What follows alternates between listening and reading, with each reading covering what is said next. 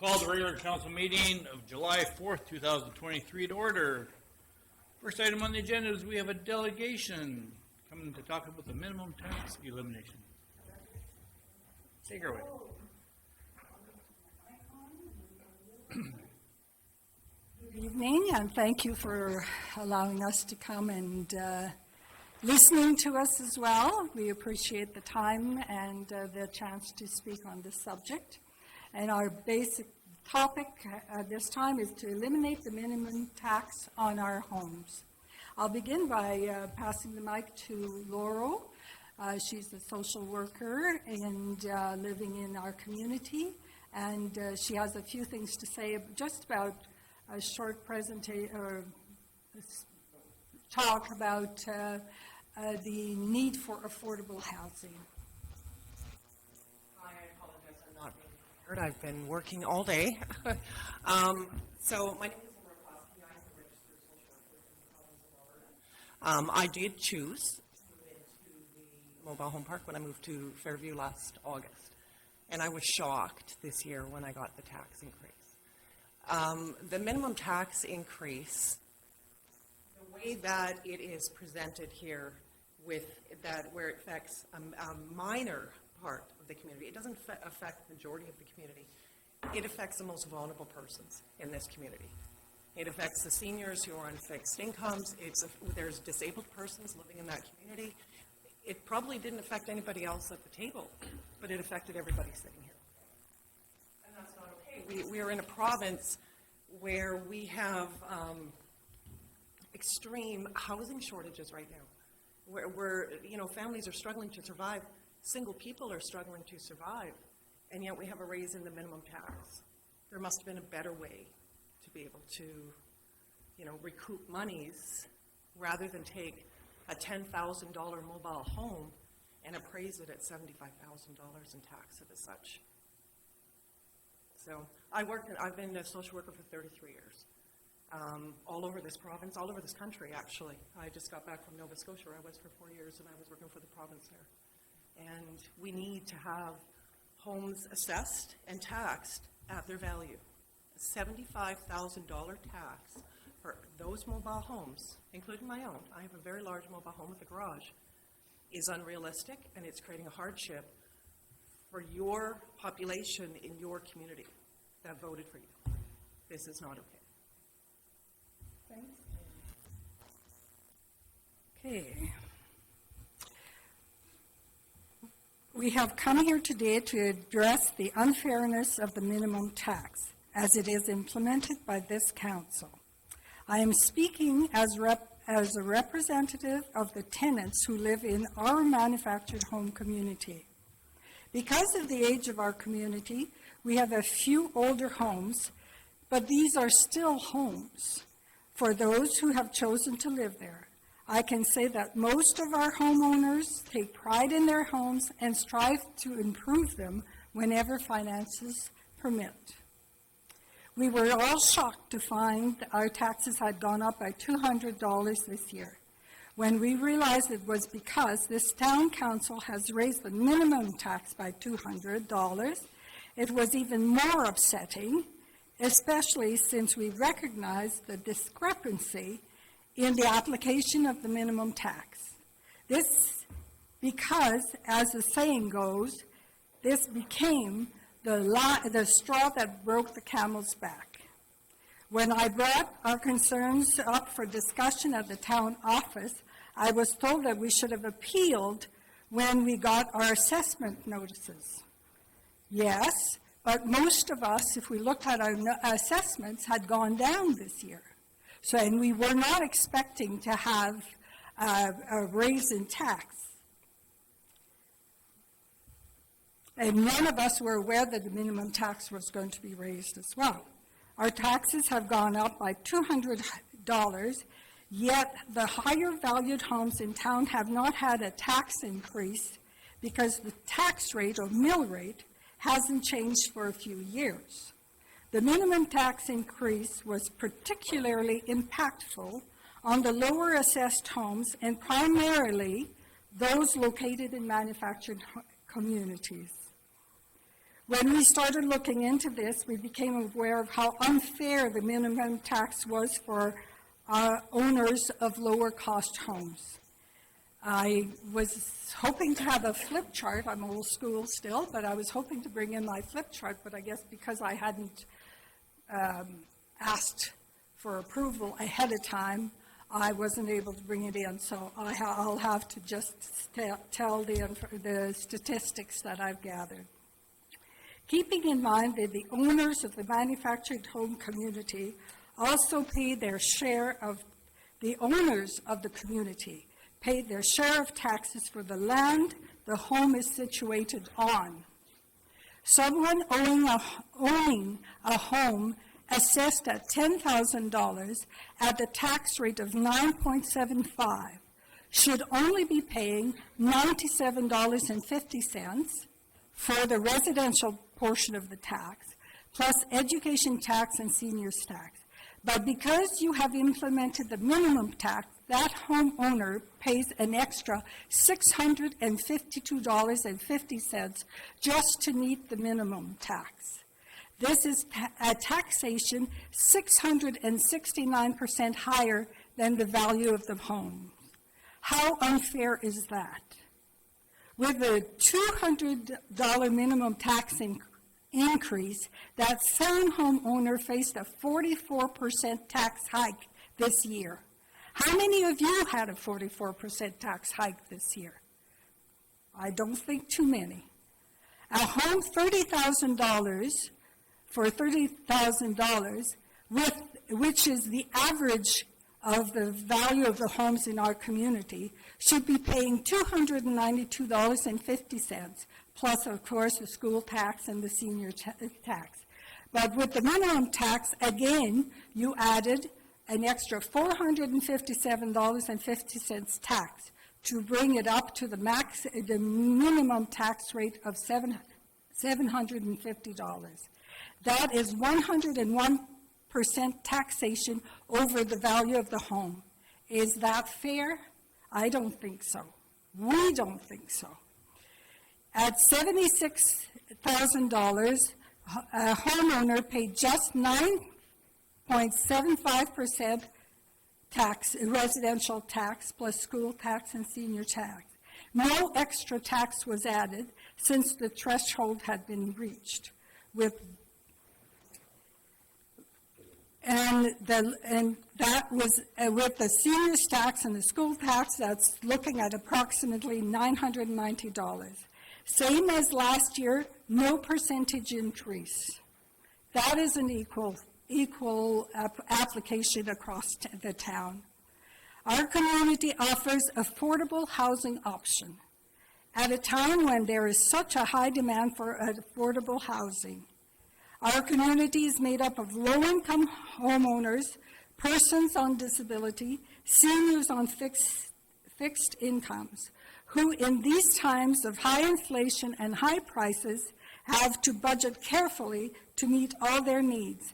Why should you be targeting them so harshly?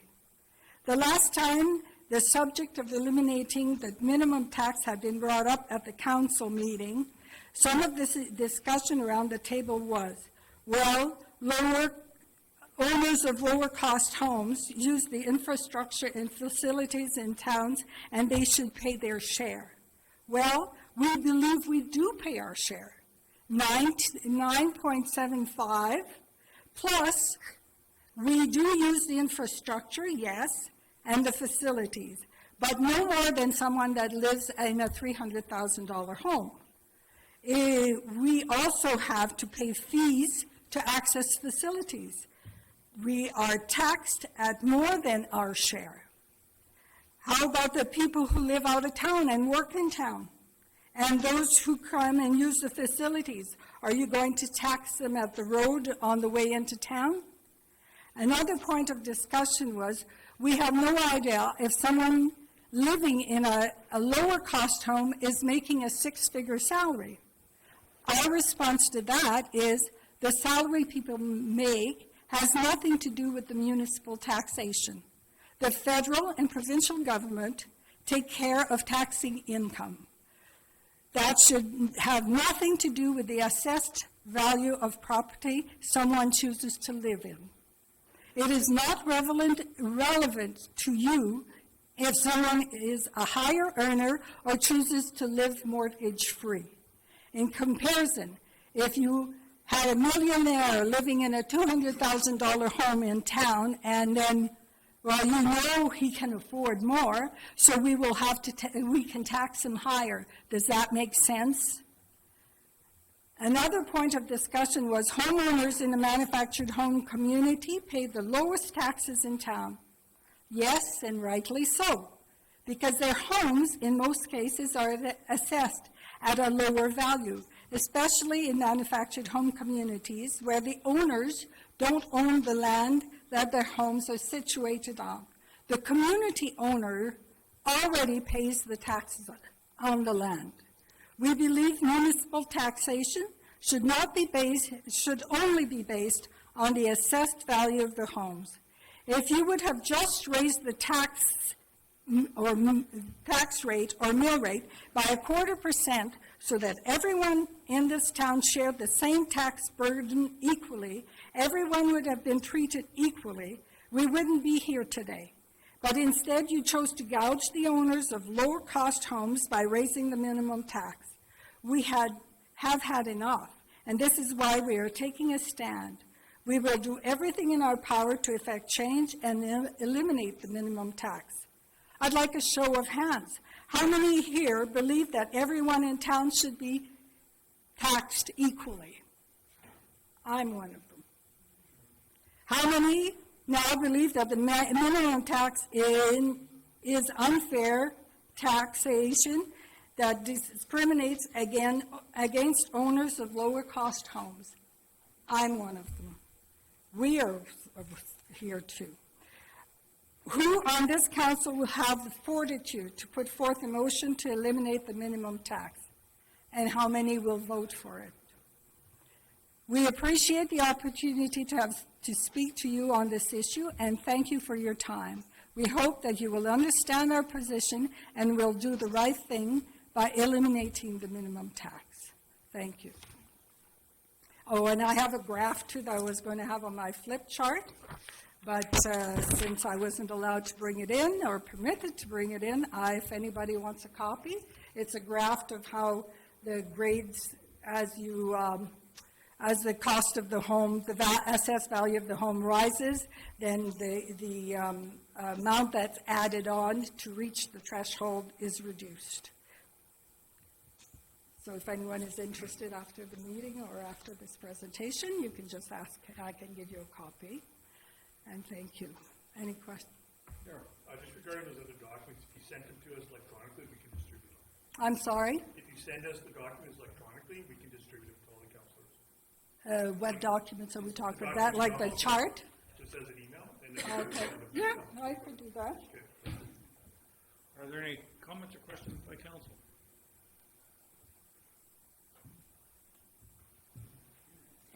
Tim, do you have any comments or questions? Well, I guess if you're putting me on the spot, I guess. Well, I asked everybody else I guess- already. Sure, I can I guess just assure the delegation that's there that we never take these decisions lightly, and these topics, and we do consider, although in fairness, it should not matter. And that was not part of our discussion as to what sort of incomes people have. That was not part of our decisioning whatsoever, nor should it be. That doesn't matter how much money a person makes. I'll just go back to what was touched on a little bit in whether a home is worth $10,000 or whether a home is worth $300,000, $400,000, $500,000. They still need snow removal. They still need garbage pickup, recycling pickup, and all those infrastructure needs as well. And we need to do the best we can to ensure when it comes to the word fairness was used. Every community has a minimum tax rate in order to equal out some of the fairness on those municipal costs. And that was a great part of our decisioning. So I can assure everyone and everyone in the room that's around the table in terms of council can say the same, that we didn't take this lightly, and I stand by the decision we made. Thanks, Tim. Can I Yep. answer to that? Go ahead. I'd like to let the council know here that we as park owners take care of the garbage collection in our park. We don't have recycle, but we pay for the garbage collection in our community. We also look after the snow removal and road maintenance ourselves. And I know you're going to say, well, we use the rest of the town, but so does everybody else. So you can't, and to be fair, a high valued home, people living in a higher valued home use the facilities and the infrastructure just as much as we do. So we're already paying our share at 9.75. I don't believe that adding the minimum tax, then that is unfair, because then we're way above what the value of the taxation that we should be having. Paul?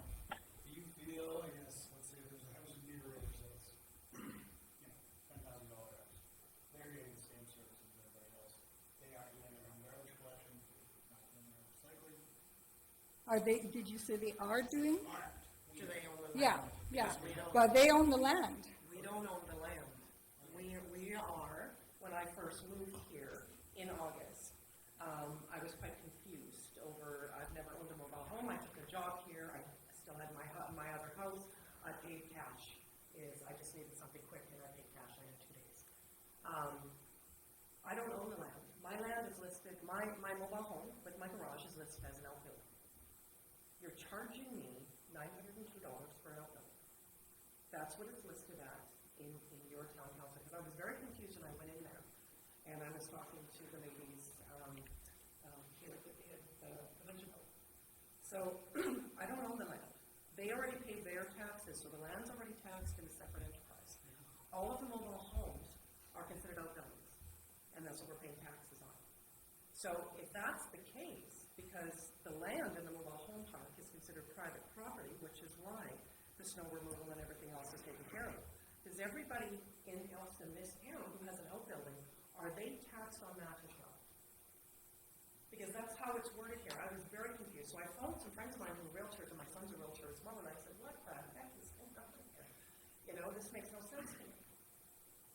So we're already. So I'm paying, my home is an outbuilding according to the county or the municipality, and that's what I'm paying taxes on. And that's what I'm now paying $75,000 worth of taxes on. So that doesn't seem fair. And you know what, realistically, right now I'm part of a project with the province. We're working on homelessness right now in this province. We're working on mental health that accompanies that, and seniors in crises. And you're contributing to it. The municipalities who are raising the minimum tax are contributing to it. I've been doing this a very long time. We have seniors living in cars. Did you realize that? Grand Prairie, 70-year-olds living in cars. These aren't addicts. When we impose unrealistic expenditures such as this, the hardship supersedes what financial goal is trying to be obtained here. It is surreal. 47% of all of the homeless people in California, I'm sure you've seen that last statistical report that was out, are persons over the age of 50, not because of alcoholism, not because of drug use, and not because of voyeurism or whatever it is, because they can't afford to live. They're on fixed incomes. We've got 2 people on ASHA there. Yes, I make a very good income. I can afford it. But they can't. And so I'm here helping to advocate for them, and that's my role as a social worker. Any other comments or questions?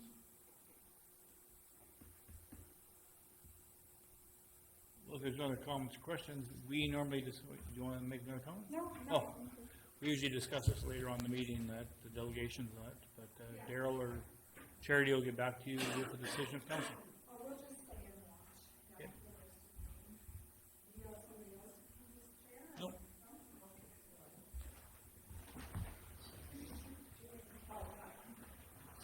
All right, moving on in the agenda, item 3.1, the adoption of the agenda. Any additions, deletions to the agenda? If not, somebody wish to move it as presented? Chris, all in favor? carried. Moving on to item 4, adoption of the minutes of June 20th, 2023. Any errors or omissions? I'll move the minutes. You're going to move, Amanda? All in favor? Carried. Moving on to item 5, reports, the mayor's report. All I have is the North Bay South Scene meeting synopsis is before you there from the June 7th meeting, and we have a meeting tomorrow down at Heritage Towers in Peace River. And Daryl and myself attended the MD council meeting, was it last Tuesday? Correct, yeah. Yep. And that, to discuss NWP. And that's basically my report. Any comments, questions? Somebody wish to move it? Stan? All in favor? Carried. Moving on to 5.2, the CO report. Okay, thank you, Mr. Mayor. Not too much on this one.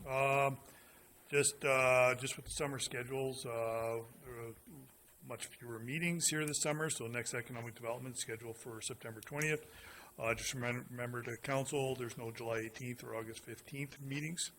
The physiotherapist out of the medical clinic starting mid-July here, and there's a bunch of patio series that's coming up here in the summer, which is in relation with the different restaurants in town.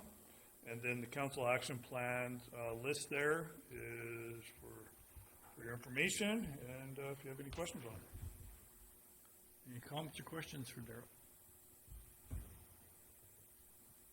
Someone wish to move his report? Joe? All in favor? And that is carried. Moving on to 5.3, Councillor Amanda. All right. So, I've had one meeting since our last regular council, economic development. We had a presentation from YOLO Nomad. Specifically, they had some interesting things to share regarding their sort of a marketing firm or advertising firm, specifically based on advertising small rural communities. Their presentation is attached in the minutes. Fairly interesting. Lists their rates and some of the other services they offer regarding that. Other highlights from the meeting: there has been a student application increase down at Northwestern Polytechnic, more than usual for the time of year. So, programming and that sort of thing is looking good. Mostly wait lists for the automotive programs. And they have done a third intake for the Think Big program. That's most of the highlights, and so unless there's any other questions or comments, I will move my report. Any comments or questions? Perfect. All in favor? And that's carried. Moving on to Councillor Fleming. Only report I have is I attended the grand opening of the Resource Center for Suicide Prevention in Grimshaw. They had a good crowd from the various different municipalities and met most of their staff. It's only Casey Zamata at the Grimshaw one she's part-time, and the overarching program is hoping to be able to fund her full-time. Learned a lot of different things in my time. Met a lot of different people, and hopefully it stays open and they get some of the programs running that they're hoping for. I heard the opening was really good down there. Yeah, it was. It was amazing to see that many people sitting around the table. And Whereabouts is it in Grimshaw? 503, it's the old Grimshaw Town Office. Okay. Does that make sense? Yep. It's on 53rd Avenue, just across sort of from the post office there. Yeah, Okay. looks really nice in there. Yeah, I They've was done there a good work. job cleaning it up and fixing it up. Right on. And that's it for my report. I so move. Okay. All in favor? And that's carried. Moving on to 5.5, Councillor Buck. Council did my economic development one, so.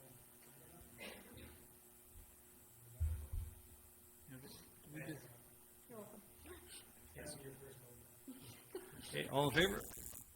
Carried. Moving on to 5.6, Counselor Stan. All I really have to report on is the Ontario Public Library Board meeting. Nothing major coming out of that. We did discuss the possibility of the relocation to Northwestern Polytechnic Library building. We arranged, administration and Daryl arranged for a tour over there. We went and took a look just to see if the building would be suitable. And now it's kind of back to administration to sort of discuss any of the questions that we came up with, and we'll probably be talking some more come September when we have our next meeting. So out of curiosity, size-wise from this library to that library, much of a difference, or do you know? It is larger. I'm not sure percentage-wise how much larger. I don't know what the square footage of the existing library here is. I'd say it's probably at least double. Well, after our meeting there, I drove by and I went, I'm sure it's a lot bigger than this one here. But, it's really hard to tell without actually measuring it, that's for sure. Yeah, With all the extra rooms and stuff like that, and it's higher for sure. Yeah. we did some ad hoc measurements there.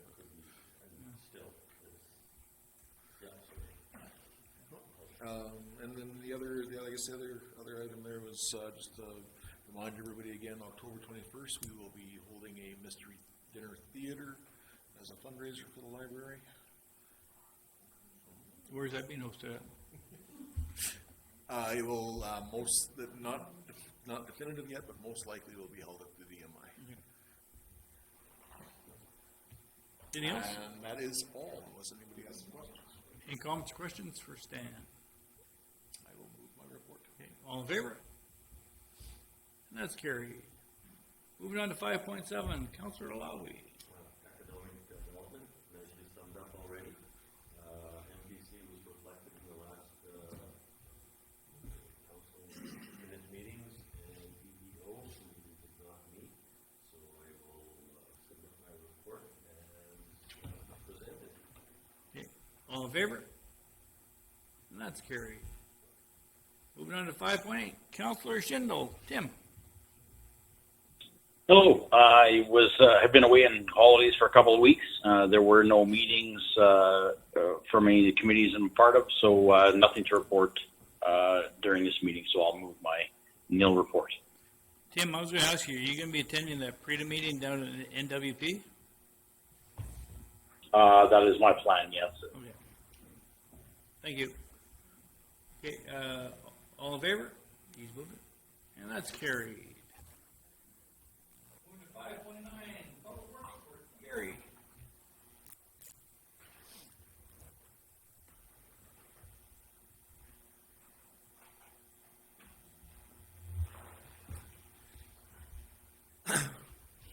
Good evening. I'm going to give you guys an update on our projects, of where we are and what we've been doing. So it's going to be moving around, and just bear with me for a minute or two. We'll start off with the sanitary sewer lines on 113th Street. We've this year we're doing a survey along there, along with the storm sewer. The contractor will be in the around the last week. You mean 110th Street? 110th Street, right. Yeah, hopefully we're not redoing I put the wrong. Sorry, 110th Street, sorry, see, that's why I said bear with me. So, sanitary sewer and storm on 110th Street, and they'll be in at the last week of July, first week of August to do that work. Sidewalks. Public Works did the inventory of sidewalks around town, and there's a few areas that have been noted that need to be fixed. The grates now on Main Street between 101 Avenue and 102nd Avenue on the east side, we talked to the contractors that put them in. They will be coming back to replace them and repair them. They're not going to go with stainless steel again, are they? No, we're going back to, if you go just north of the ones that are right by the old travel agency, right there, those ones are great. Same ones that we put in front of Boyd's, we're putting all along. Yeah, So, they, Right on those ones was always, when they're snowing them, they were slippery. that's right. That's the reason why we're taking those ones out completely, because we've had complaints about them being slippery in the past. Also, the sidewalk ramp, wheelchair ramp on the south side, on the northwest side of 101st Avenue, which is just south of the barber shop. That is cracked and sunken due to the water issue that we had this year. We will be taking that out and replacing that as part of our thing, because it's in real bad shape. By doing that, we will be able to determine what's causing the leaking, where that water's coming out. And then from there, halfway up, just past 102nd Avenue, by the vacant lot there, the new sidewalk has sunk in there too. So the contractors are coming back to figure out why that has sunken. And also, going into the mall on Main, there's a couple of spots. So I took the people that actually put these sidewalks in and asked questions why. And so they're going to come back to us and say, why did this happen in these areas, and get back to us on that. With the, and other things that are around town, we did a survey, and there are some really needed areas on 106th Avenue, 107th Avenue, and 113th Street that we have to repair the sidewalks in. Those are the extreme ones, and we will be working in those areas. And as well as replacing the curbs throughout town that have got damaged throughout the winter. 101st Avenue and 116th Street, the back alley and pavement project. 101st Avenue is fine. The issue that we have on there is along the ditch. So we're bringing the contractors back to when they put that matting down, they didn't put it down properly, and our recreation department's having a real hard time mowing that area. So we're trying to figure out and get it fixed so that recreation can go in and mow that area. And then same with they got to correct on 116th Street. They have to do just a little bit of fine tuning to make sure that the water drains away into that's the back alley by John Deere. That the water drains into the catch basins. 102nd Avenue infrastructure, pavement repairs, and pedestrian crossing. I put them all together just because they're all happening at the same time. So there's deficiencies on the storm sewer system on 102nd Avenue. So we have to go in and we have to rip up about 4 meters of road on 102nd Avenue, just in front of ATP. When the contractor put the pipe together, they put it together too violently or too aggressively, and the pipe is cracked. So it won't do its proper purpose, and it's on the wrong angle. So we thought about lining, we thought about a lot of things, and we did a survey on it, and we cambered it, and we checked to see if it could be lined. It can't be, because at the very end, it is dipped. So we actually have to dig that section of road up again and fix the storm sewer. As well as along 111th Street, there's a swale that takes the water down along 103rd Avenue. That it comes on 111th Street, and then it crosses 103rd Avenue. That was not done right either. So the water actually pools there, and so we are actually coming in and we're actually ripping that out and repaving that area too, just as well, to make it work better. And Gary, that issue in front of ATV, that could be the reason why the sidewalk keeps shifting there right in front of the doors of ATV? That could be, yeah. Yeah, that was one of the issues that was brought up. So once we get the stormwater fixed there, hopefully that area won't shift. Yeah. Also, what else? And the pedestrian crossing. The pedestrian crossing will be started, and all of this work will be starting on the last week of July, first week of August. I don't know how long the pedestrian crossing will be taken. Aeration project, Reservoir 2 and 3 by the soccer field has started. It's a 3-week long project, so they're taking all our old aeration lines, and they're, because they've collapsed and they're not working right. They're taking them out and they're putting in new diffuser headers. So we're doing this, and they'll be working on that for the next 3 weeks. They will go away, and then they will come back in October to finish Reservoir 1. The reason why they have to go away is that Reservoir 1 is 30 feet deep, and we have to drain the water down so they can access the lines, because the lines are on the bottom of that reservoir. River pumps are in are ongoing. So we sent our one river pump out to get rebuilt. It is on schedule and will be ready for October's pumping season. We've hired a contractor to come in the next couple of weeks and to put rubberized crack filling throughout the east side of town and Main Street, as well as they will be doing some potholes in that area, the big potholes. Well, I used them last year as a test run on the road right by STM. We had some real bad potholes there, and they held up through the whole winter without us having to go back. Usually when we do our instant road repair, it might last one season, then we're going back and doing it. So I've tried a different company and a different process to see how it works, and so far it's been working very well. So we're going to try the east side of town between 105th Avenue and 101st Avenue from 113th Street over to 118th Street, doing a test on that area. And we're actually working on Main Street at the same time. The rest of the town will be taken care of with their instant road repair. That is why you will see the potholes are actually circled with orange paint. That is actually makes it easier for our crew to go around and they can identify where they are. Because sometimes when you're out there and you're dealing with traffic and you're trying to find out where you're going to stop to actually fix these potholes, it becomes over daunting and you do miss some. So that's my report. Any comments or questions for Mr. Latham? Sam? Just a question on the repairs on 102nd Avenue. Yeah.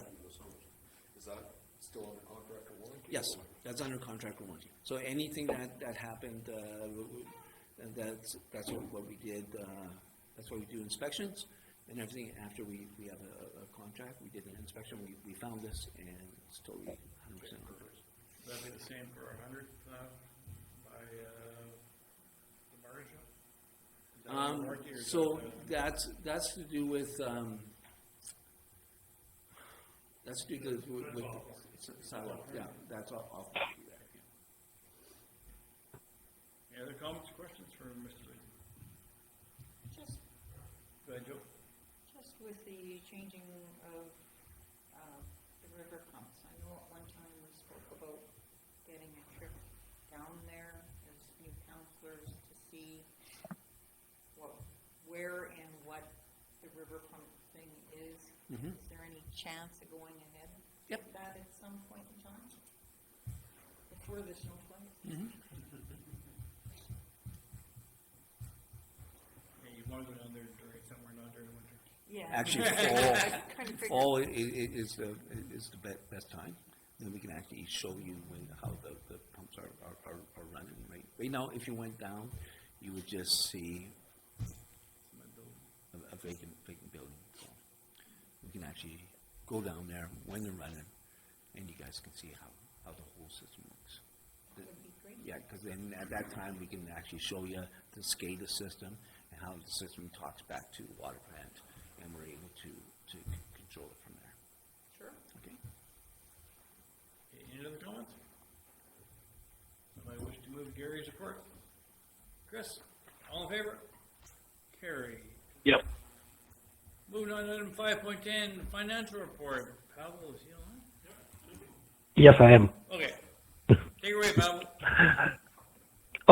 Okay, so the budget to action report is in front of you, and there are really a lot of numbers there. The first column with numbers in gray color is our approved operating budget, and the second column with numbers is our year-to-date actual numbers.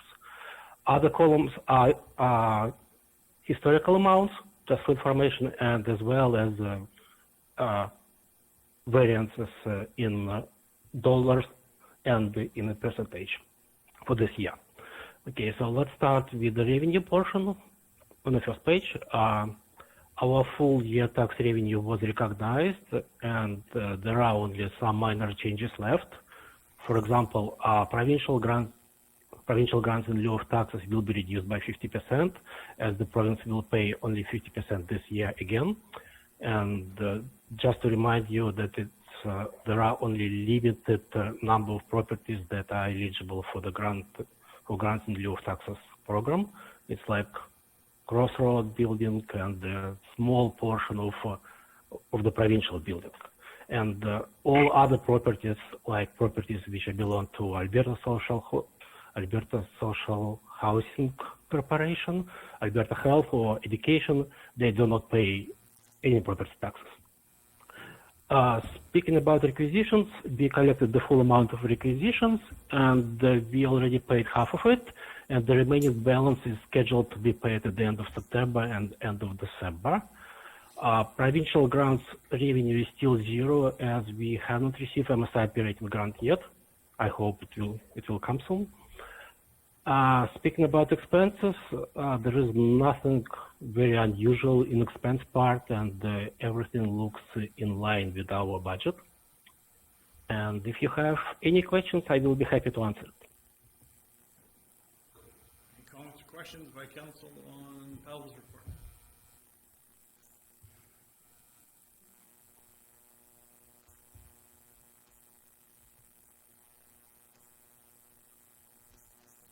You want to move it? Okay, Paul's going to move the report. All in favor? Carried.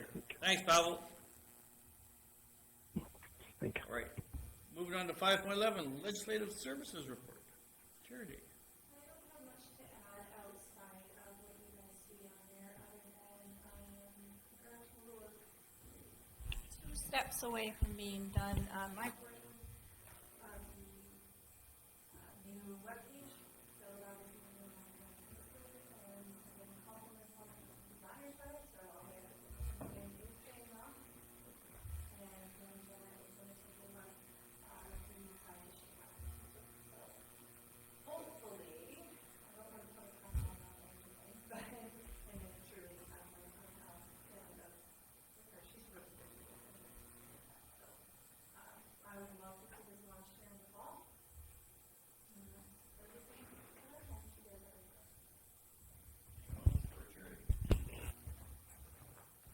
I'm not techie, so I can't say a lot. Okay, somebody wish to move charities report? I will. Okay, Tim will move it. Okay, all in favor? Carried. There's no 5.12, there's no conferences, conventions, workshop reports. There's no unfinished business. Moving on to item 7, new business. 7.1, request for decision, aquatic center project. Carol. Okay, thank you. So this is the complicated one, very complicated one. Sean, engineer with Associated Engineering, is on the line to field questions, and then we'll just get into her. So let's start with the RFD that I put together, which gives a quick summary. Okay, so right now the slide is closed off at the Aquatic Center with the scaffolding. The scaffolding is providing extra support due to the corroded beam. And on the RFD, it also talks about the exterior doors as well. So send it out to tender to do the beam, the post, and the stairs. Got 2 bids. The lowest is shows you there. So we got the 2. The financial is that we don't have a great commitment from our municipal partners. Clear Hills County has committed $40,000, and we haven't heard yet from the MD. With the information known currently, if the complete project goes forward, the town would need, the total cost, in Associated Engineering's report, they'll put a contingency in it. My report does not have the contingency in it. So if we moved forward with the cost, the contract, the construction costs, including the engineering, project management, scaffolding expenses, we're looking at a ballpark of $877,000 at this point. And we budgeted about half of that. And then there's another one for the cost of the doors. Caroline's done some more work, and it's going to cost about $7,500, and we budgeted $6,000. So that one's a pretty minor one at this point. Revenue sources, don't got much besides the towns, because we haven't heard back from the MD on what they wish to do. And so we've, working with Associated Engineering, come up with some options, and again, Associated Engineering has a detailed report there. So option one is really to do nothing, keep the scaffolding in place. We could purchase the scaffolding for approximately $60,000 on top of what's been spent so far. That gives us some time to look at our options and find some revenue sources to offset this project. The scaffolding is meeting its purpose and everything structurally is fine. There will be no slide until we do the project. Option number two is complete the structural component of the project. So that's the beam and post, not the stairs. That will be about $250,000 of that contracted price. It will allow for the slide to open up, but at some point in the near future, the stairs will have to be looked at. And actually, Sean, I got a question for you that I just thought of.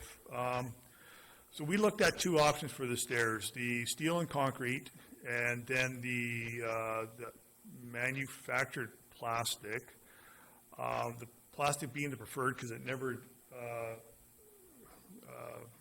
rusts or decomposes or whatever.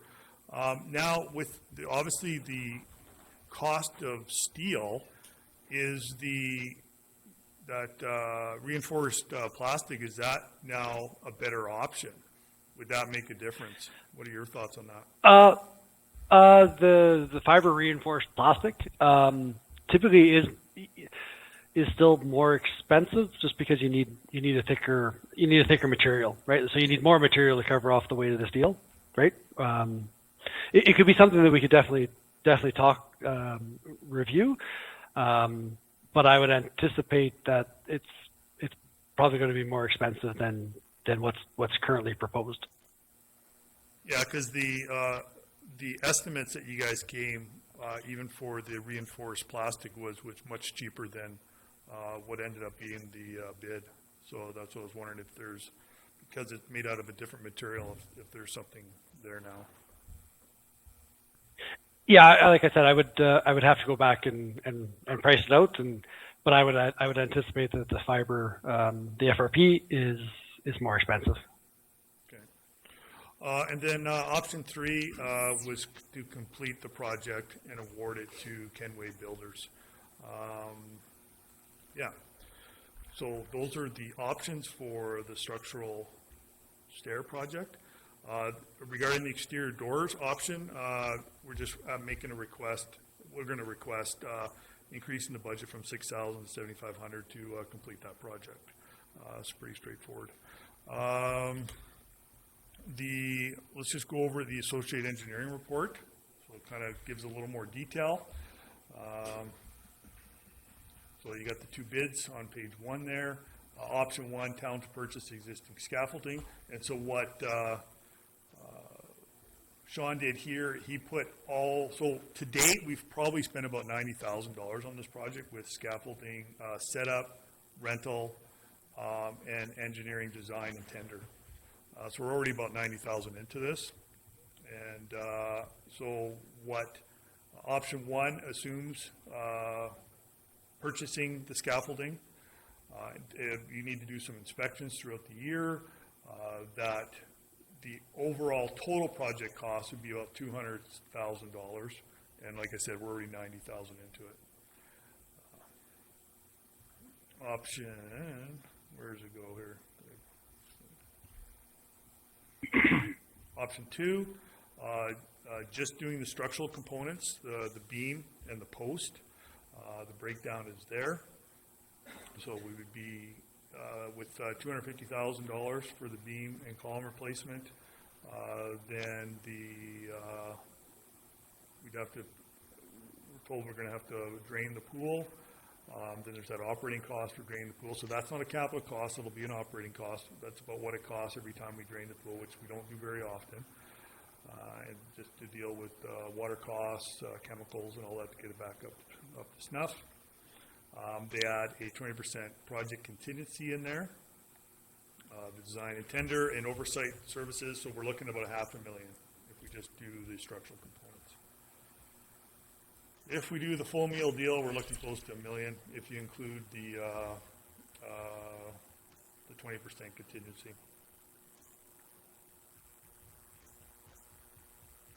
So cost of construction has skyrocketed exponentially in the last few years, and this is really catching us off guard. So if you got any technical questions, Sean is there for you. Otherwise, I have not given you a recommendation on this one.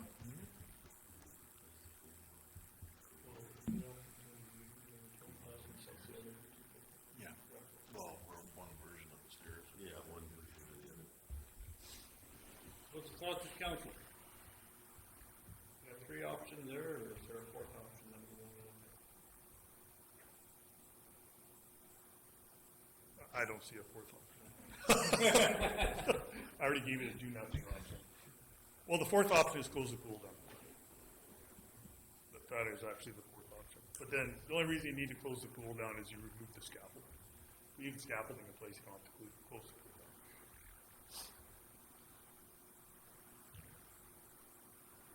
down. Daryl, can you just explain that a little bit? Regarding? So as long as the scaffolding stays in place, the pool can be open? Correct. Indefinitely, actually. You just can't access the slide. So the scaffolding is doing the roof structural support. So it's taking the place of the corroded beam and post. Oh, I see. Okay. All right. So yeah, so the scaffolding there is structural. It's structural, so the pool facility can be used with it in place. Correct. Yeah, you just can't access the water slide. Yeah. And so even purchasing the scaffolding, we still have to maintain the inspection schedule. Correct. And so to delay the project allows time to find funding, is really what it comes down to. There really isn't recreation type grants for this. There may be one that comes up, but there isn't currently. These really, the recreation grants and facility grants that are out there are more to make them environmentally friendly, change lighting, heating and ventilation, all those types of things, not structural repairs. Yeah, there used to be those types of grants, but maybe those types of rehab grants, they pop up sometimes randomly. A rehab grant will come up, so we could lobby the MLA to see if there is anything out there. Otherwise, it's continued lobbying with our municipal partners that used, we've seen the numbers, where we're looking at 20% usage of our facility by Clear Hills County and about 30%, 35% from the MD. So, yeah, so we're just looking for some funding there, which hasn't been committed. Go ahead, Chris, you have a question. Based on your past experience in Monaco, availing themselves to other municipalities, et cetera, for funding support, is it more effective to go ahead and do the work and then ask afterwards? Eventually it has to get that's the thing, if we opt for one, and just, it's not ideal, but it kind of saves us almost $1 million that we can put into streets, sewer, roads. Yeah. What's that? Nope. Ain't gonna have money for that one. Nope.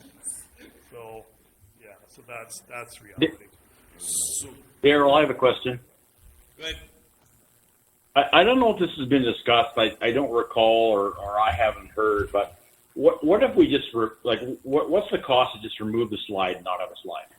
That actually, removing the slide won't help us, because the actual structural issue has nothing to do with the slide. It's a beam and post that have to be there to hold the roof up. It would save us on the stairs, but it doesn't absolve us from the structural component. Just Okay, the so stairs. and the slide is the culprit, I guess you could The say. slide did cause the problem, yes. Yeah. It'd take So if 20 we years, remove but the it did cause the slide, problem. if we remove the slide, did not replace the stairs, and just repaired the structural issues, what effect would that have on the cost? That's obviously what the major portion of the cost. But if you do that, you get rid of the scaffolding, which, as far as I'm concerned, if you're not gonna do anything, then close the pool down. I think option 2 is the most viable. You at least have a structurally sound facility. The worst thing I'd want to see is people in that pool and something on the scaffolding gives. I wouldn't go for option 1, and I think option 3 at this point is way over our heads. I think the best option available to us at this time would be option 2, if we choose to keep the pool open. Amanda, your thoughts?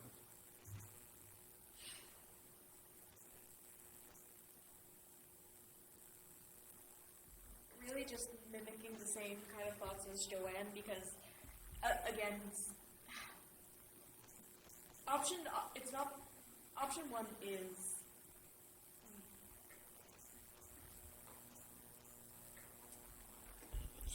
no, you're fine. My words just don't want to function today. Option 1 is, again, there's nothing wrong with it. It's again kind of mimicking Joanne's concerns of, the impermanency of scaffolding and possible issues that could arise with it. There's nothing wrong with it. It's just the concern of something going wrong. Option 2 is the more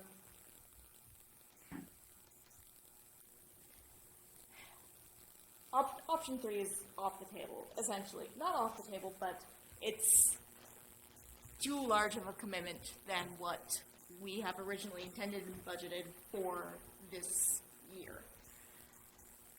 Option 2 is the best option, again, if we want to keep the pool open for the operating season. Option 2 is, in my opinion, the best option. I'm not saying that that's what we do, because the option to close the pool until we are able to come up with additional funding or find another course of action is there.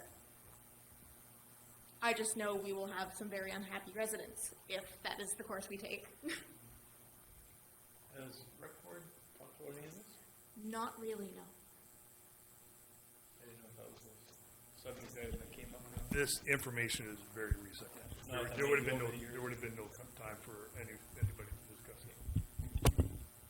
Paul, your thoughts? I think that Joanne's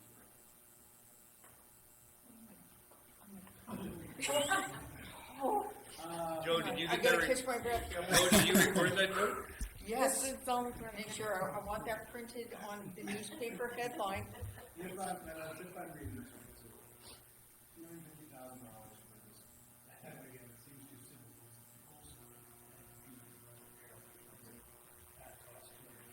Metal post. It's extremely difficult to replace. Okay, and then you talking about $450,000 stairs. Correct.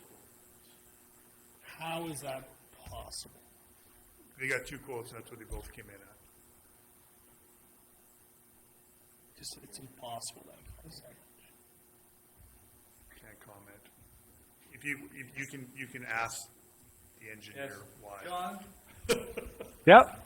can you explain why the stairs are so much? One, they do have to be brought up to the new code, right? So there are changes on the new standard that needs to be done.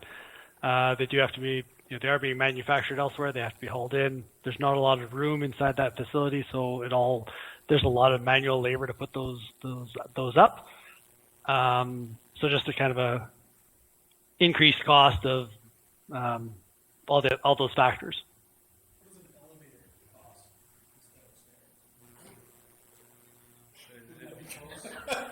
I'm with him. So, I'm good with number 2. I don't know. That's a lot of business last year. Just now that you are and stairs. And stairs. No elevator? No elevator? That's my attitude. Damn. So our original budget of the 440,000, was that was based on a contribution of 35% from the LP? No, that was honestly, that was a placeholder. We really had no idea. Yeah, like projects like this are so unique. It's extremely difficult to estimate projects like this. They're just so unique. There's nothing to compare it to. And no, that was just an expense budget, not a revenue budget. So, yeah. Have we talked to AE to find out if they want to donate to the project? John? I can ask. I like the idea of I'm leaning towards the second option, except I don't know. I would lean more towards the option I would too, but it's probably gonna add more money. So I think you leave that there and maybe put a tip jar out front. If people want stairs to use the slide, then they cough up their own cash. But at least we'd have a functional pool, we'd be able to host different competitions and that, and we wouldn't have scaffolding. And I'm just not big with putting something in that doesn't necessarily always work the way you think it's supposed to.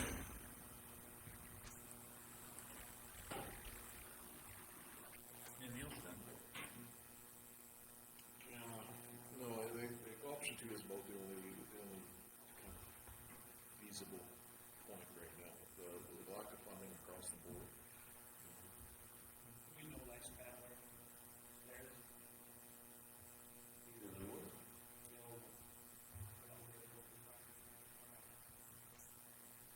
Sean, can you give a comment on that? Sorry, I didn't hear what the question was. The question that's asked is lifespan of the current stairs. Yeah, so there's certain components of it that are gone completely. Yeah. And there's other components of it that are fine. So it's a hard question to answer. I think. Yeah, so Yeah. I know the report identified, so it ranked the stairs as high out of 4 categories, so low, medium, high, and critical. So the stairs were identified as high. So you're kind of right on the verge, right? I can't say an exact number of years, but it's not many, right? So I guess the question is, we can use the stairs for another year at least, and then look at our options, because there may be some options there to look at how we deal with those stairs. Yeah, and you'd probably have to do the same.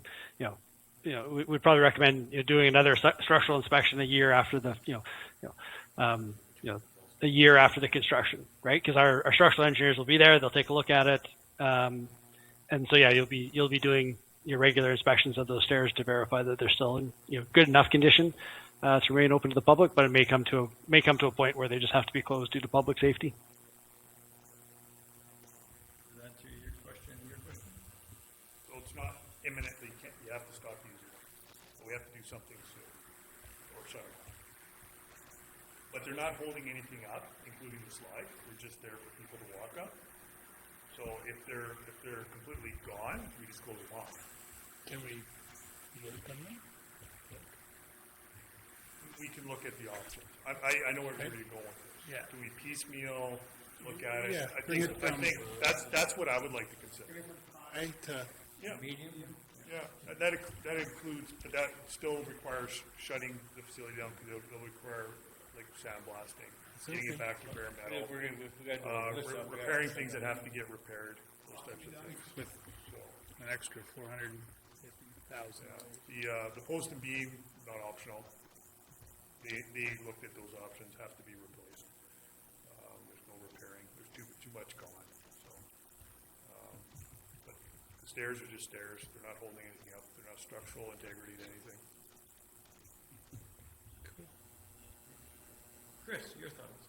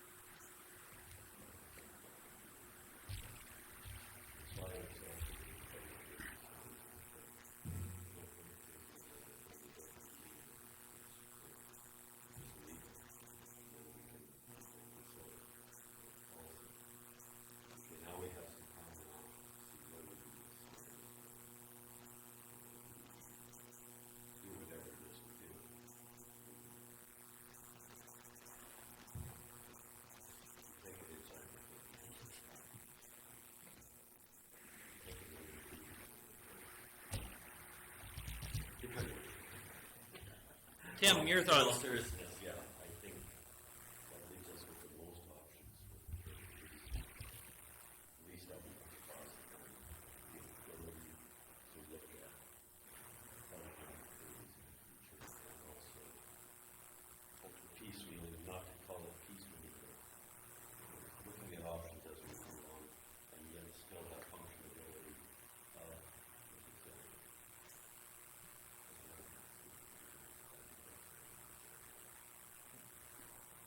Tim, your thoughts?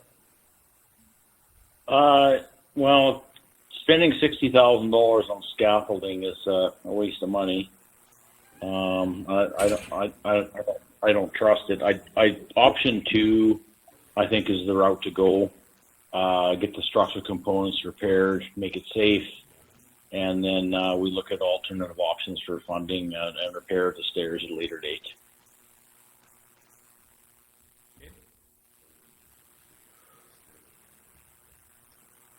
The general consensus is to do option 2, along with the exterior doors. I'll move option 2. Joe's gonna move option 2. Any more discussion? Okay, all in favor? Yep. And that's carried. Now, we also need a motion to do the, Sorry, part of that motion will also be to increase the capital budget to reflect option 2. okay. Chris? All in favor? That's carried. Then you want a third motion on the exterior doors? Yes, please, to increase the budget from 6,000 to 7,000. Okay, Amanda's making that motion. All in favor? Carried. Yep. Anything else? That was enough for now. Do we wanna make a motion for Sterling? They're very magical. All right, moving on to item 7.2, request for decision, Summers End Festival road closure. It's you, or is it Carol? Oh, Caroline. There you are. So, out of curiosity, Yeah. what's your thoughts on the motion? Good. Anything's good right now. So, the pool would be shut down, right then, for the repairs? Oh, yeah. No, when would you be doing it? No. When would you be doing, when would you be shutting the pool down? End of August to start the beginning of September, and I'm not sure of the timeline now. If we're only doing one portion, No, the the- whole portion would have been 2 months. No, the reason why I'm asking is the fire department is looking at doing some pool water rescue training. And I'm wondering potentially if they, before you shut down, could they use the pool before you drain the water and that, if you're. with the My pool, you know? answer off the top of my head would be no, because we're really tight Yeah, with working with the engineer to allow the contractors in right after we're done our swimming lessons. So, but I'll look into it. yeah. Because no, that's what they were just asking about the other day. I said I'd check. So on a lighter note, I'm looking for requests for decision. Summer's End Festival's coming up Saturday, August 26th. Looking at closing 110 Main Street from 101 to 105 from 7:30 in the morning till roughly 5:30, 6 o'clock. Then we'll close off in front of the outdoor arena, just between 108 and 109 on 103 Ave. And yeah, the only other street that we would close off would be the section by the Royal Bank on 102. And we close it off up to here in the corner at 109 so that we've got an overflow if a lot of cars come. The car show is always contingent on if it rains or not, and whether we get a lot of cars, so we've got that extra space.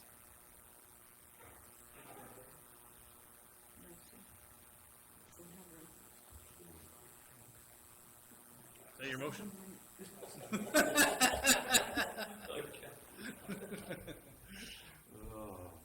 So, does someone want to make a motion? Make a motion to move forward with the local motions as indicated for the summer. Thank you. Thank you. Okay, any more discussion? All in favor? And that's carried. Moving on to 7.3, requests for decision, recreation rates. This is you again, Caroline. Yeah, it is. So traditionally, we asked for any adjustments to the aquatic center, the arena, and this includes the ball fields as well. We do rate increases usually in September, effective for September 1st. I've showed a chart there, no increase 2018, 2019, we did a 2%, then we had a few years lull there where we had no increase for 3 years with COVID, and we just made, we had the interruptions there, so that was considered when I came to you with the recommendation. I feel and have always felt that smaller increment adjustments are more absorbable by the residents. One time I think we had a 15% increase, and that was a tough one. It was a tough call and hard on people. So my recommendation is for council to authorize administration to increase the rec user rates for 2023-24 by 2%, and we will revisit this annually. Okay. Council discussion? Chris, you had your hand up? I was going to say, make a motion because we've gone through this discussion before, and these incremental small ones seem to be the most prudent and least impact on the community. Based on that, I would certainly jump the gun here. Okay. Okay, so there's a motion on the floor from Chris. All in favor? Joe, are you in favor or are you? I'm opposed. I couldn't hear the motion. The motion was to go with a 2% increase for the upcoming season. Okay, You in favor? I'm in Tim? favor. Okay, Yep. and that is carried. All right, moving on, there's no finance, no bylaws agreements, no developments. Moving on to item 11, correspondence, 11.1, Fairview and District Victim Services, request for funding. It's in the budget. Do we just move this resolution, or do we it's in the budget? Motion to pay. Okay, Paul's making the motion, all in favor? Yep. And that is carried. Moving on to item 12, discussion of delegations. We had our delegation here tonight, they're still here. What's the feeling of council? So I have a question. Mobile home park then is considered barren vacant land? Because didn't our minimum tax, maybe I misunderstood that, and that's entirely possible. The minimum tax only applied to barren vacant land?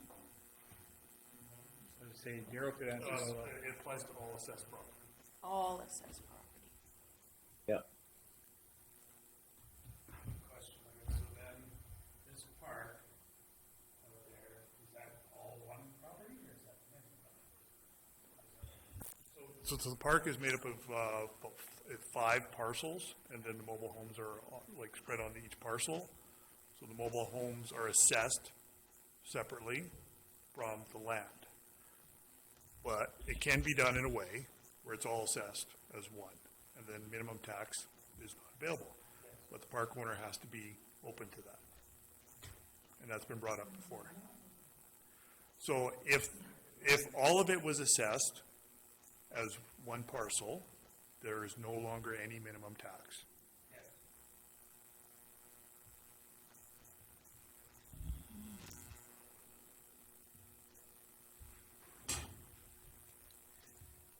And So I'm stretching my memory here a little bit, when we started these discussions, some of these discussions about minimum tax in last term. Was it determined that is it possible or not possible to separate the undeveloped versus, I know that question came up, and I wasn't sure what. And we've had a lot of discussions. You also wanted to look at the top end, the cap, how far it goes, not legislatively able to even. You can't cap high. And we're given very few options on how to narrow the band.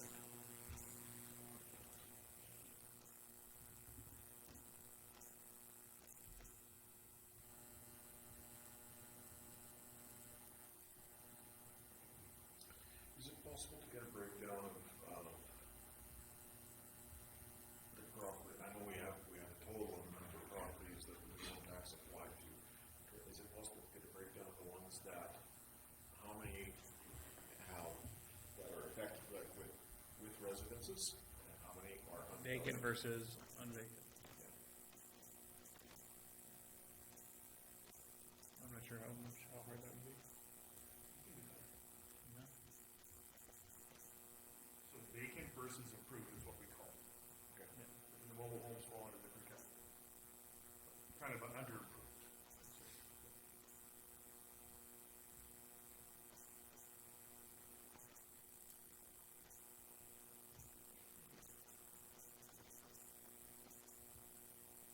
So basically, we're gonna hold off discussion on that until we get this information. Is that what you're thinking, then, sir? Well, I'd like to understand the impact a little bit more.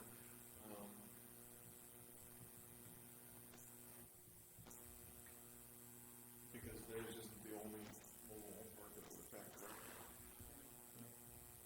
The trailer parks. That's it?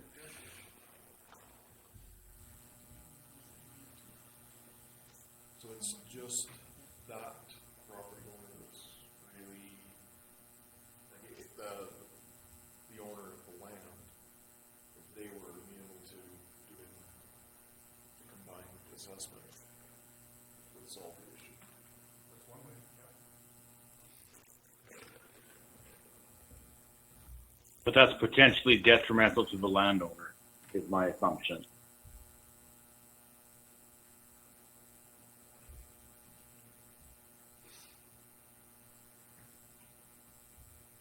Or have a financial impact on the landowner.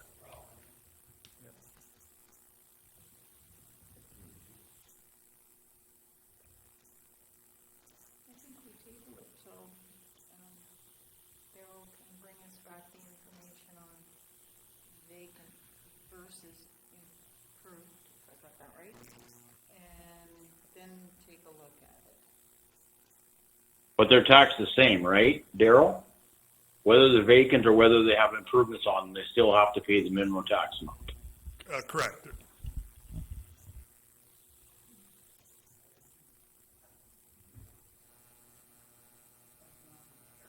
I think we come with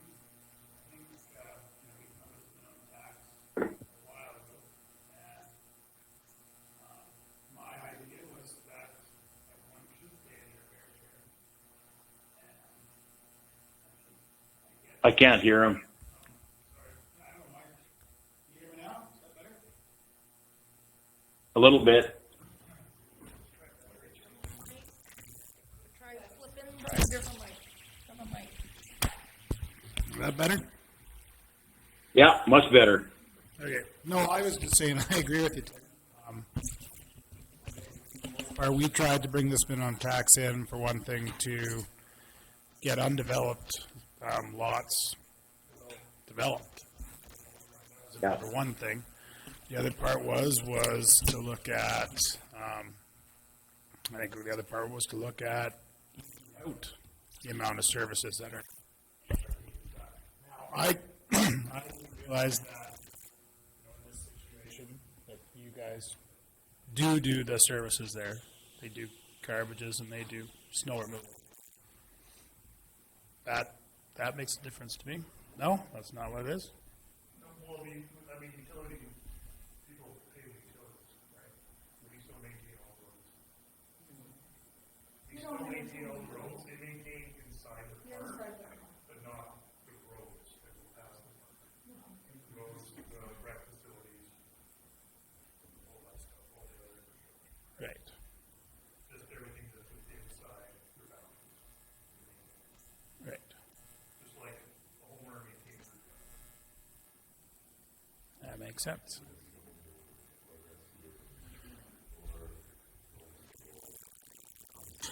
Inside their property. It's all owned by one landowner. Okay.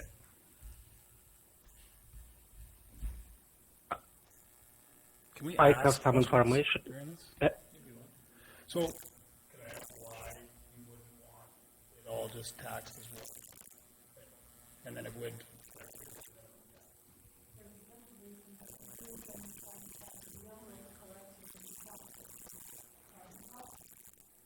Begin with that is because as well, for us to even know what somebody is being charged for their taxes. So that's one thing, and we're not set up. Plus, you guys have a fallback, you have a ramification if somebody fails to pay their taxes. But we don't, the only thing we can do is evict, which means that our numbers end up going down, and we can't evict somebody for not paying taxes. We can only evict them for not paying rent. That's a good book, thanks for letting me do that. Yeah, now that we know that. Now, is it possible to build that into a rent? Like, is that, That's how it works. right? I mean, I've owned a rental house before, and I paid the taxes on that house, and then I bill the rent. Because we have several different homes on the same site. And then they're assessed at all these levels. And we don't want to have to do that with collecting taxes. We have enough time collecting until water bills at this point are in one. And as I said, we want to around the city. If somebody doesn't pay their taxes out, and we can say, well, we're paying the home for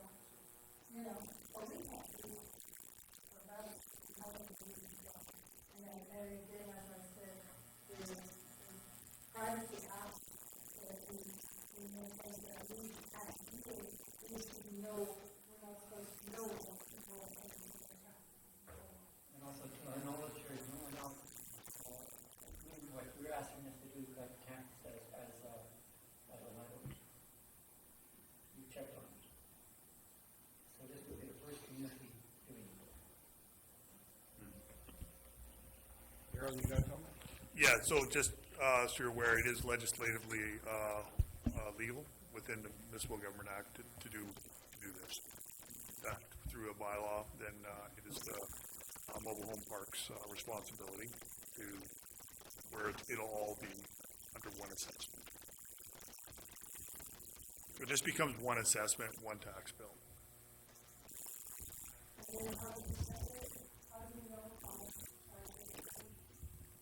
You would just have a flat rate.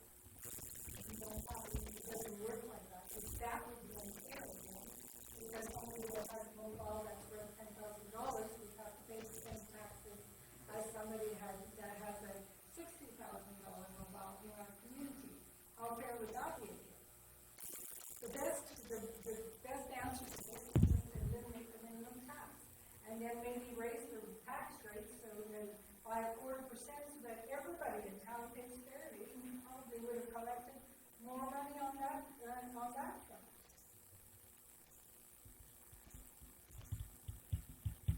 Any other discussion? Joe, you were talking about tabling at one point? Until we can get the information? One vacant. Tim? And Tim's got a question. Go ahead, Tim. No question. Stan? I have a comment, Okay. if you don't mind. Yeah. Okay. So right now, approximately 390 properties are affected by the minimum tax. So it's like a small amount to a maximum $740 as an additional tax due to a minimum tax. So we have 390 properties approximately, and 60% of them are developed lots. So undeveloped lots are only like just a second. So 60% are developed. Yes. So what I recommend is giving us some time to put this information together and bring it to council. And then we can, give it to you thoroughly. So proper breakdown. So table so we can get that information and know what we're deciding upon. Okay. That's your motion? Motion table? Okay. All in favor? I just have a question. Go ahead. So why are we seeking, just so I understand, why are we seeking this information on developed versus not developed? You want to? Partly just to determine how many individuals this actually affects. Well, it affects all of them, all the property owners, whether it's developed or not. It affects the landowners, every one of them. Sorry, I'm not picking on you, Stan. I'm just trying to I know you're not. No, so because like I think one of the ideas behind us establishing this tax, the minimum tax in the first place, was to try to promote some development of these properties that are being just sitting there with nothing on them and no action to do anything with them because it's not costing them anything. But yet they're still serviced, they're still costing us to deliver services to them. Now, I find it hard to believe it's just this group that's here that right now is being that are homeowners that are the only ones that are being affected by this. Like I believe there are other properties in town that fall under that $76,000 ceiling that are going to be affected by this. There's less developed a lot in town, especially a lot where the mobile home, like on the east side of the school, the high school. And that's why I'm asking for that information. If they've got just an older mobile there as well, if the lot is worth, what's the average value of the lot in town here? 50,000, is it? Yeah, something like that. And then you add tack on a $13,000 mobile, you're still below 76. So they would have felt the impact of the minimum tax. Yeah, as well. We're still paying land tax on every lot that's there. servicing, we actually service our own lots. Yeah, it was, There's no cost to the town. Okay, so anyways, there's a motion on the floor. All the other discussion stops. There's a motion on the floor. Calling for the motion. All in favor? That's carried. That is done. Table until we, We'll let you know, not because it might not be a month before we, 2 months before we get the information. We're only having one meeting in July and one in August. So you'll be keeping us informed because I know it's coming out for discussion, okay? But again, this meeting is for us. Technically, you're not supposed to be speaking unless asked. Okay. All right, moving on, item 13, convention conferences, workshops, there is none. Item, Hey, just to update, so 4 rooms booked, 4 conferences, tickets booked for previously AUMA Alberta municipalities. Those are booked, okay? all right. They're actually in the realm, they're in the realm of reality this time. sorry, and then we just started.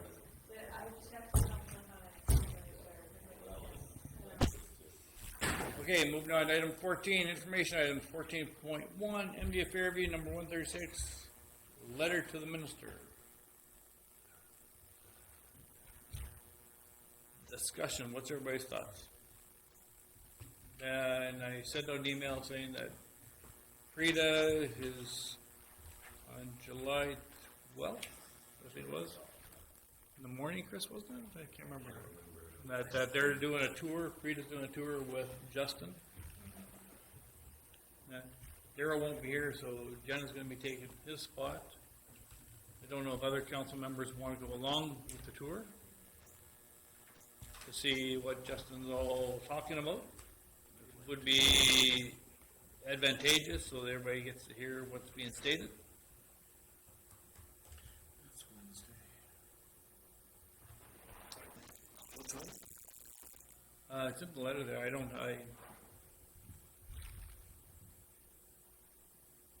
Yeah, they'll- What's the date of the tour? next Wednesday, the 12th.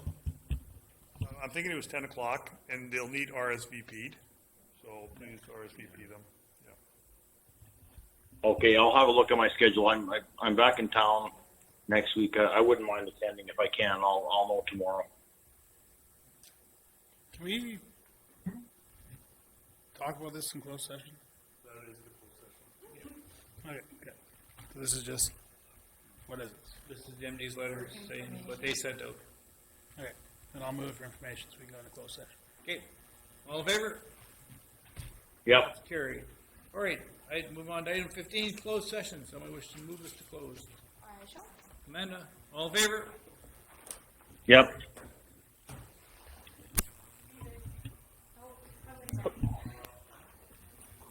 Good night.